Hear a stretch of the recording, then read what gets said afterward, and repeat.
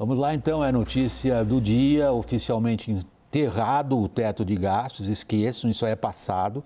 A Câmara dos Deputados aprovou o tal do novo marco fiscal e foi aprovado esse novo marco fiscal sem uma emenda pretendida pelo governo que ampliava os gastos considerando a inflação até o fim do ano. Vamos, em primeiro lugar, ao vivo até Brasília, com a nossa repórter Luciana Amaral. Boa noite, Luciana.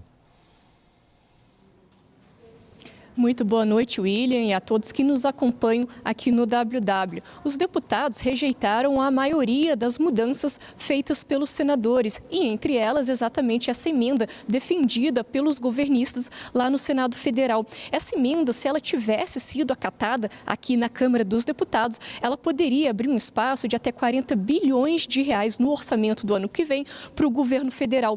Pelo acordo agora, o que indicam os líderes partidários é que essa questão deve vir prevista na Lei de Diretrizes Orçamentárias, que hoje está na Comissão Mista do Orçamento. O placar pela rejeição dessa emenda foi de 420 votos contra a 19. O relator, o Cláudio Cajado, ele disse que ele não queria manter nada no texto que deixasse estimativas em aberto, tanto para mais quanto para menos. O Cajado, ele também não deixou despesas da União com ciência e tecnologia fora das novas regras fiscais.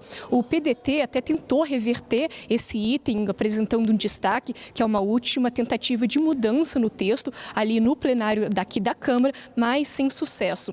Por outro lado, os deputados aprovaram deixar de fora das novas regras fiscais 2 pontos que tinham sido realmente mudados pelos senadores. Foram, portanto, acolhidas aqui pelos deputados.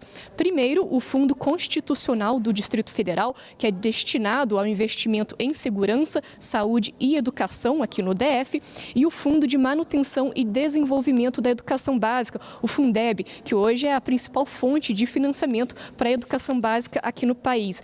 Essas duas medidas foram aprovadas por ampla maioria, 379 votos a favor, a 64 contra. Esse acordo para esse desenho do texto foi fechado mais cedo numa reunião de líderes partidários, com a presença, claro, do relator, o Cláudio Cajado, e também do presidente da Câmara, o Arthur Lira. O novo marco fiscal era uma das prioridades do governo Lula, porque o governo dependia, da aprovação do marco fiscal para poder apresentar à LOA, o projeto do orçamento do ano que vem, com um cenário mais realista. Agora, então, o novo marco fiscal vai substituir o teto de gastos e a gente vai conferir isso direitinho na reportagem do Saulo Tiossi. Eu sou Henrique Meirelles e assumi o Ministério da Fazenda. Proposta do então ministro da Fazenda, Henrique Meirelles, a emenda constitucional do teto de gastos foi promulgada pelo Congresso em dezembro de 2016. A nova regra proibia o aumento das despesas públicas além da inflação pelos próximos 20 anos. Uma resposta ao descontrole fiscal do governo Dilma, que levou o país a um quadro de déficit primário histórico. Em 2020, no governo Bolsonaro, uma PEC permitiu o furo do teto para a União bancar o auxílio emergencial e socorrer estados e municípios no combate à pandemia. Mas não parou por aí. No ano seguinte, a PEC dos precatórios abriu um espaço bilionário no orçamento. E teve mais. Em 2022, a poucos meses da eleição, uma nova emenda constitucional, batizada de PEC Kamikaze, criou benefícios sociais a um custo de 41 bilhões de reais fora do teto. Superado por várias vezes, o mecanismo de controle dos gastos caiu em descrédito. Já no fim da gestão Bolsonaro, a PEC da transição permitiu ao presidente eleito Lula gastar 145 bilhões de reais além do limite, tendo como contrapartida a criação de uma nova regra. A promessa resultou no marco fiscal do ministro Fernando Haddad, mais flexível que o teto de gastos. A nova âncora permite o aumento das despesas federais acima da inflação no intervalo entre 0,6% e 2,5%. Os reajustes também ficam limitados a 70% do crescimento da arrecadação do governo. Thaís Herédia, qualquer que seja a regra, ela só tem credibilidade se for respeitada. Vale para qualquer coisa. No caso desse novo marco fiscal, o governo prometeu zerar o déficit primário no ano que vem. Já se sabe que não conseguirá. Daí a pergunta, é para valer? O ministro Fernando Haddad é que ficou com essa bucha na mão, né? Porque a solução encontrada por ele foi exatamente o desenho do marco fiscal. E dentro do marco fiscal está lá dito que o governo de plantão, tem que estipular na lei orçamentária qual será a meta assumida para o cumprimento... 2024 ela é 0. 2024 é 0. Então, assim, é uma regra feita pelo Haddad com uma meta autoimposta, né? A grande questão hoje essa foi a grande discussão no mercado e os economistas e analistas estão falando isso abertamente, é o seguinte: o que o Haddad vai fazer se ele não conseguir cumprir? Porque para ele cumprir a regra que ele mesmo criou, ele vai ter que assumir o erro, dizer, olha, não vamos cumprir a meta fiscal, vamos então acolher os limites da regra. Se não cumpre a meta fiscal, 2025... a despesa vai ter que ser cortada e muito.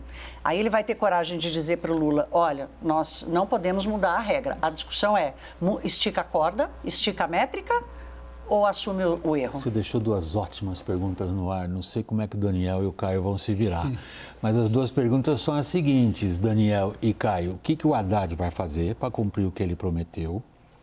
E ele vai, então, mexer elasticamente na meta, Daniel? Olha, William, você está perguntando do Haddad, mas eu já te responderia o que a Câmara pode responder para o Haddad, porque ao mesmo tempo que se conclui a aprovação do arcabouço fiscal, você tem um debate que vai pegar fogo aí nas próximas semanas, que é da Lei de Diretrizes Orçamentárias. Normalmente ela já é aprovada antes do recesso parlamentar, ficou para agosto, talvez entre até em setembro, mas o que eu tenho sentido na Câmara, e já com o relator, que é Danilo Forte neste ano, é de que talvez o relator não coloque lá a mesma meta que está no novo marco fiscal, que é de 0 no ano que vem. Eu tenho a impressão de que isso já pode ser desmoralizado, vamos colocar aí uma baita aspas, pela Câmara. E do ponto de vista político, eu acho que este 22 de agosto marca o fim de uma série de compromissos que Arthur Lira tinha com o governo Lula. Muito mais do que com o governo Lula, com o mercado. Porque ele havia se comprometido com reforma tributária, com a aprovação do novo marco fiscal, em alguma medida com o CARF, vá lá, com alguns ajustes, e com uma barreira de contenção. Ninguém mexe em autonomia do Banco Central, ninguém mexe em privatização da Eletrobras. Agora, isso está entregue. E não basta o que Haddad quer, nem o que o Palácio do Planalto quer. Tem que ver o que Arthur Lira e os líderes do Centrão querem. Eu digo, vamos ampliar a conversa. Fundos offshore e desoneração da folha, por exemplo, que não é uma agenda do governo e que Arthur Lira já disse hoje. Semana que vem vai para plenário. Então vamos ampliar nossa conversa, Daniel, independentemente do que você tenha a dizer sobre o que o Haddad vai tentar diante da situação, o Daniel está levantando outro problema. Arthur Lira disse hoje à tarde que o que estava combinado ele entregou. Agora zerou o jogo. Ou isso é só papo? William, bom, vamos lá. O Daniel coloca hoje, o 22 de agosto, como um marco. Ele tem um marco de o fim das agendas convergentes entre o Palácio do Planalto e o Congresso Nacional. Daqui em diante, a gente já começa a ver as agendas divergentes. E aí, para agendas divergentes, a solução, como sempre, por isso que eu optei essa área do jornalismo, é pela política, né? Por isso que ela é fantástica. A solução é política, tanto para o Arthur Lira quanto para o Palácio do Planalto. Eu não diria que o Arthur Lira diz acabou, não tem mais compromisso com vocês, mas agora a troca de um e outro prevejo que deva se aumentar. Se vai ter uma solução em alguma busca, algo concreto de uma agenda convergente a partir das divergências, isso é a política que vai dizer. E a política é o quê? Vai ter sim emenda, vai ter sim os cargos, vai ter sim a reforma ministerial, tudo isso vai impactar nessa troca. Porque, de fato, o que tinha de convergente, reforma tributária e arcabouço fiscal, muito embora a reforma tributária, a primeira fase, ainda não acabou, mas caminha para acabar e para ser aprovada, isso é uma agenda de Brasil, né? Como o próprio Arthur Lira gosta de dizer. Isso não é uma agenda de governo. Essa aprovação do arcabouço, ela foi tranquila para o governo, porque não tinha muita divergência. O jogo começa a partir de agora. Se houver composição política, se houver articulação política, se houver conversa, se o Lula não ficar cozinhando o Arthur Lira 2 meses para entregar os ministérios, que é a base que o Centrão quer, aí pode ter um caminho, senão a vida vai ser difícil. E já nessa aprovação de hoje, de 2 sinais da dificuldade, né? Não aprovar a emenda Randolph já é um sinal claro que, vocês não vão ter vida fácil aqui se não houver composição. Para esclarecimento do público, que a gente está enfronhado nessas conversas, a gente sabe do que a gente está falando, o público em geral não. Emenda Randolph, que significa quais são os prazos utilizados para o cálculo da inflação de um determinado período, com que sobra ou não sobra mais dinheiro para o governo gastar. No caso, não foi aprovado aquilo que eventualmente poderia fazer parte da conta gastos possíveis, não está mais. Thaís, você percebe como a gente mergulha no caldeirão da política, assim que a gente fala de economia no Brasil. O que nós estamos falando de economia no Brasil, nesse caso específico do que aconteceu agora há poucas horas atrás?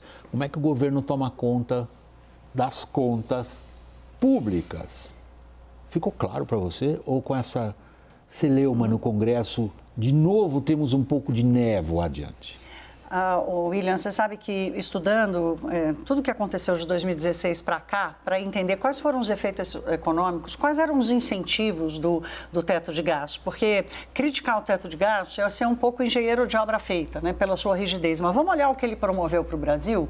Ele promoveu uma queda histórica da taxa de juros neutra aqui no Brasil, uma queda muito forte também da inflação. Quer dizer, ele não aconteceu sozinho, junto com o teto de gastos, houve uma série de reformas promovidas pelo governo Michel Temer. A que mais conversou com o teto de gastos, que é a credibilidade da política fiscal, foi o fim da TJLP, que era a taxa do BNDES que dava subsídio no mercado sem isso estar no orçamento.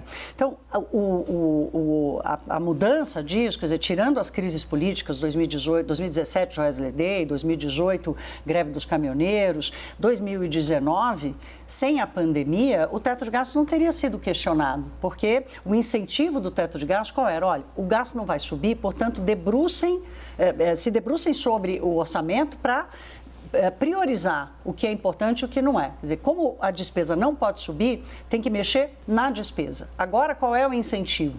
Aumentar a arrecadação.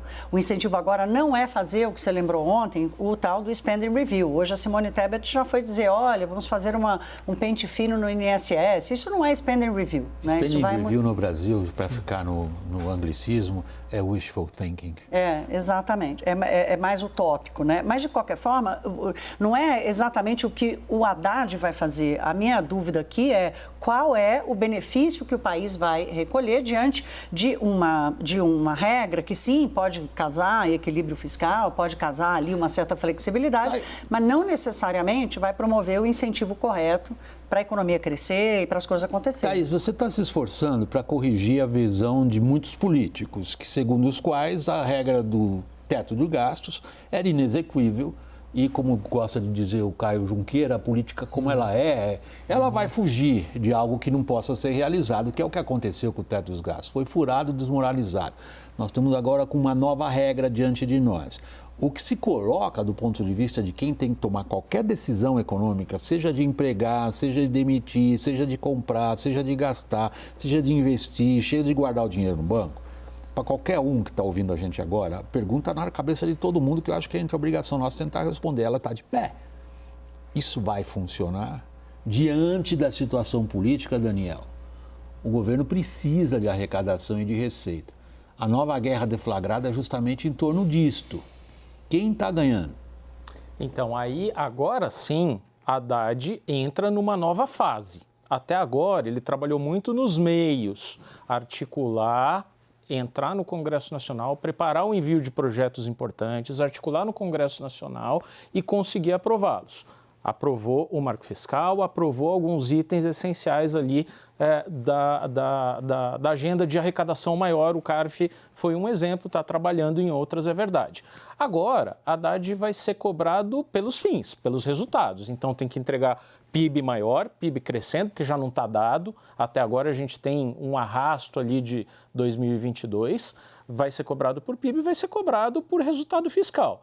Os números de arrecadação não estão bons. A Receita divulgou mais um número hoje que não mostra a arrecadação crescendo.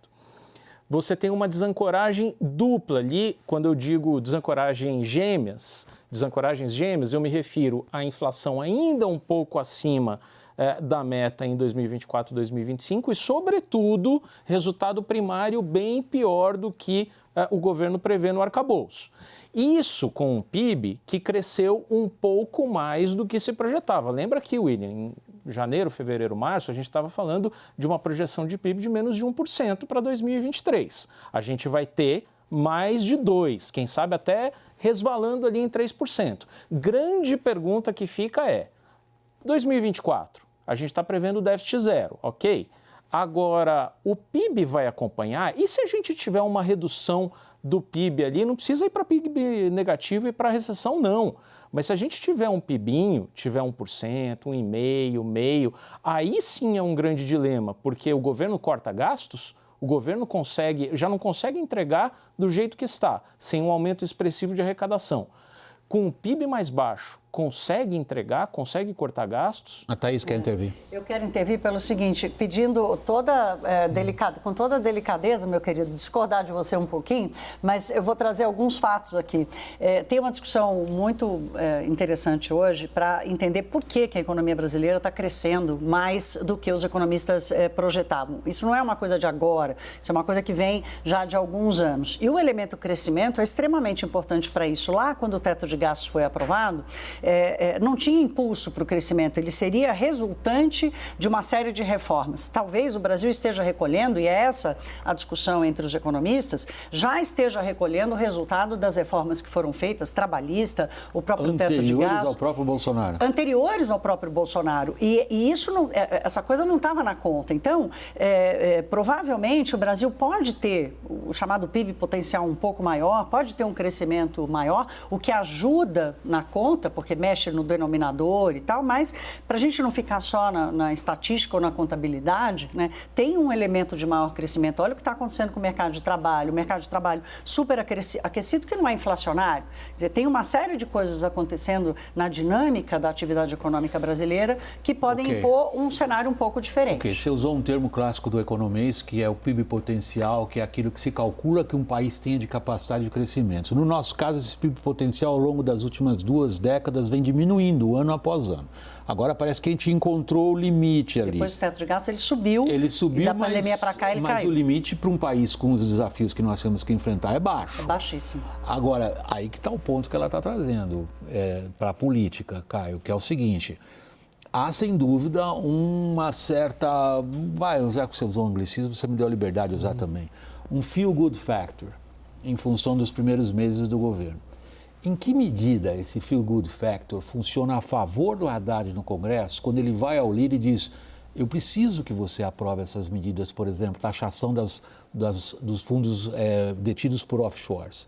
Eu preciso que seja aprovado o CARF, eu preciso que seja aprovado uma série de coisas. Funciona? William, funciona parcialmente, né? De certa maneira, os bons indicadores econômicos, taxa de desemprego, inflação, revisão do PIB para cima, que aconteceram aí nas últimas semanas, eles funcionam, são combustíveis para o adesismo. Né? A gente vê hoje partidos que eram da trinca, que sustentavam o Jair Bolsonaro, partidos que estavam dentro do Palácio do Planalto, né? Estou falando de PP principalmente, entrando no governo, ganhando ministério, republicanos, que é o partido do principal governador de oposição ao Lula, entrando no ministério. Então, isso tudo funciona como um combustível para aderir. Né? Eu acho legal que a Thaís coloca esses 6 anos, né, e as reformas. Acho que, salvo engano, os relatórios da FIT, né, e do FMI citam, né, esse prazo estendido indo lá até o governo Michel Temer. Então, esqueci de falar do Banco Central, né? Esse é autonomia. Então, se o governo sabe ler, né, pelo menos a equipe econômica sabe ler os relatórios ali e entender qual que é a receita para manter uma taxa positiva. Agora, o fato de só funcionar os bons indicadores como adesismo não significa que o adesismo ele é livre e sem barreiras, né? E de que o Congresso Nacional não vá traçar a sua linha. Eu apostaria... Tem uma linha o Congresso Nacional? Não, eu apostaria num modelo político clássico, de concessões. Eu te dou a arrecadação que você quer, ou parte da arrecadação que você quer, seja em alguma das propostas que você nos encaminhou, e em troca você sinaliza algum corte de gastos, ou alguma revisão, algum spending review. Eu apostaria no jogo clássico, né? Os dois lados fazendo concessões. Os dois repórteres políticos não falam em clima de guerra, Daniel, entre Congresso e Executivo. Está fora isso do mapa? Não acho que haja clima de guerra. Acho que agora a gente parte, isso sim, para uma negociação em que cada projeto vai ser negociado caso a caso, voto por voto, partido por partido. E isso vai depender ainda mais de cargos, de emendas, de carinho para a base aliada, incluindo aqueles que não são tão aliados ou que são aliados de ocasião. Defina carinho aí no caso.